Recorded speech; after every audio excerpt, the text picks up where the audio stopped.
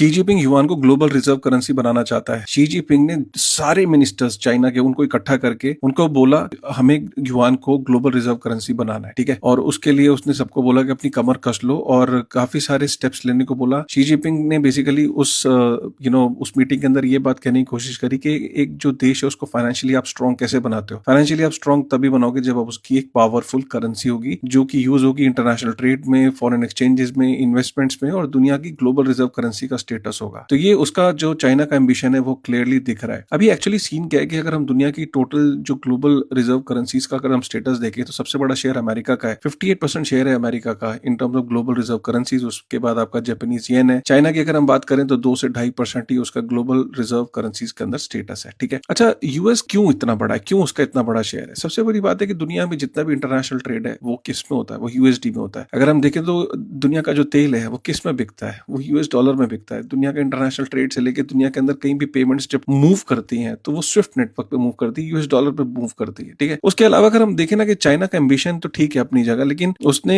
जो चाइना को जो सबसे पहले अगर यूएस डॉलर को कहीं ना कहीं अगर बीट करना है, उसको सरपास करना है, तो बहुत सारे एंगल्स पे उसे काम करना पड़ेगा। सबसे पहले हम बात करते हैं जैसे कैपिटल कंट्रोल। यूएस का जो मार्केट है वो फ्री है, लेकिन चाइना का जो कैपिटल कंट्रोल अल्टीमेट लेवल पे, मतलब वहां पे कोई चीज कैपिटल बिना गवर्नमेंट के अप्रूवल के मूव कर ही नहीं सकती, ठीक है। तो कैपिटल कंट्रोल है। दूसरा बॉन्ड मार्केट्स है। यूएस के मुकाबले अगर हम चाइना की बॉन्ड मार्केट देखें तो इलिक्विड है वो, और यूएस की बॉन्ड मार्केट बहुत हाईली लिक्विड है। तो तीसरी हम बात करें रूल ऑफ लॉ। अगर हम देखें तो चाइना के अंदर कोई ये कह सकता है कि वहां की यूएस चाइना की ट्रेजरी और बॉन्ड में अगर मैं इन्वेस्ट करूंगा तो फ्रीज नहीं होगी? कॉन्फिडेंटली कोई नहीं कह सकता। वहां रूल ऑफ लॉ नहीं है, वहां पे गवर्नमेंट कभी भी रूल्स चेंज कर सकती है, ट्रस्ट नहीं है बेसिकली। लेकिन अगर हम वही बात करें यूएस की, तो यूएस में नो डाउट उन्होंने 2022 में रशिया का फ्री जरूर करा, लेकिन उससे पहले ये कंसिडर माना जाता था कि यूएस के अंदर जो है वो लॉ एग्जिस्ट करता है और वहां पे उनका जो किसी की इन्वेस्टमेंट फ्रीज नहीं की जा सकती, ठीक है। ग्लोबल यूजेज की बात करें इंटरनेशनल ट्रेड में, हाँ युआन बढ़ रहा है, उसका शेयर बढ़ रहा है अगर हम पास से देखें, लेकिन फिर भी आज की डेट में जो दुनिया भर में जो यूजेज देखें इंटरनेशनल ट्रेड में तो वो डॉलर का ही होता है, ठीक है। ये कुछ चीजें हैं जिसपे अभी